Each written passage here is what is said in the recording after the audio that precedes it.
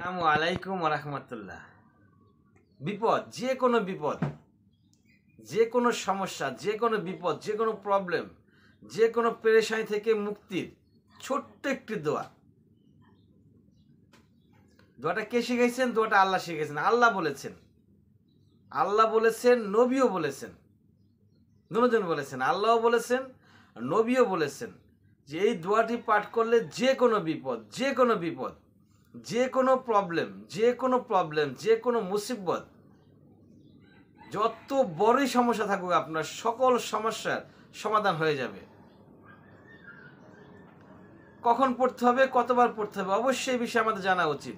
দোয়াটা আমরা সবাই জানি। দোয়াটা হচ্ছে লা ইলাহা ইল্লা আনতা সুবহানাকা ইন্নী কুনতু মিনাজ জালিমিন। আই রিপিট, লা ইলাহা ইল্লা আনতা সুবহানাকা ইন্নী কুনতু মিনাজ জালিমিন। এটা আল্লাহ বলছেন, নবী বলেছেন। যত বড় বিপদ থাক সেই বিপদ কেটে যাবে শুধু এই দোয়ার মাধ্যমে। দোয়াটা কখন পড়বেন? দোয়া পড়ার সর্বোত্তম সময় হচ্ছে নামাজের পরে, যে কোনো নামাজ।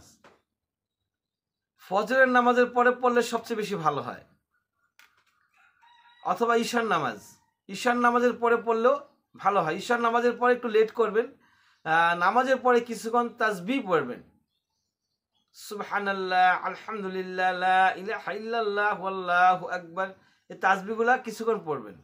তারপর হচ্ছে দুরুদ, আল্লাহুম্মা সাল্লি আলা মুহাম্মাদ ওয়া আলা আলি মুহাম্মাদ কামা সাল্লাইতা আলা ইব্রাহিম ওয়া আলা আলি ইব্রাহিম ইন্নাকা হামিদুম মাজিদ। কয়েকবার ইস্তিগফার পড়তে হবে। আস্তাগফিরুল্লাহাল্লাযী লা ইলাহা ইল্লা হুয়াল হাইয়ুল কাইয়্যুম ওয়া আতুবু ইলাইহি।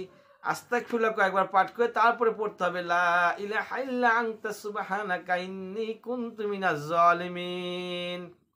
এই দোয়াটা যদি আপনি পাঠ করেন, তারপরে দোয়ার পরে আবার হচ্ছে কিছুক্ষণ দুরূদ পড়তে হবে, কিছুক্ষণ ইস্তেগফার করতে হবে। তারপরে আপনার বিপদের কথা আল্লাহকে জানান, ইনশাআল্লাহ তাআলা সেই বিপদ থেকে আল্লাহ পাক রক্ষা করবেন। আর যদি আপনি ফজরের পরে পড়তে পারলেন না, ঈশার পরেও পড়তে পারলেন না, সময় সংকীর্ণ বা ভুলে গেছেন, মনে নাই, তাহলে আপনি যে কোনো টাইমে পড়তে পারেন। বাথরুম, টয়লেট, নিষিদ্ধ জায়গায়, সেখানে গিয়ে আবার দোয়া পড়েন না। নিষিদ্ধ জায়গা ব্যতীত যে কোনো সময় যতবার খুশি ততবার, যত বেশি পড়বেন তত বেশি ফজিলত। তাহলে দোয়াটা হচ্ছে কি? দোয়াটা হচ্ছে লা ইলাহা ইল্লা আনতা সুবহানাকা ইন্নী কুনতু মিনাজ জালিমিন। যে কোনো বিপদ থেকে আল্লাহ আমাকে এবং আপনাকে অবশ্যই উদ্ধার করবেন ইনশাআল্লাহ তাআলা। ওয়া আখির দাওয়ানা আলহামদুলিল্লাহি রাব্বিল আলামিন।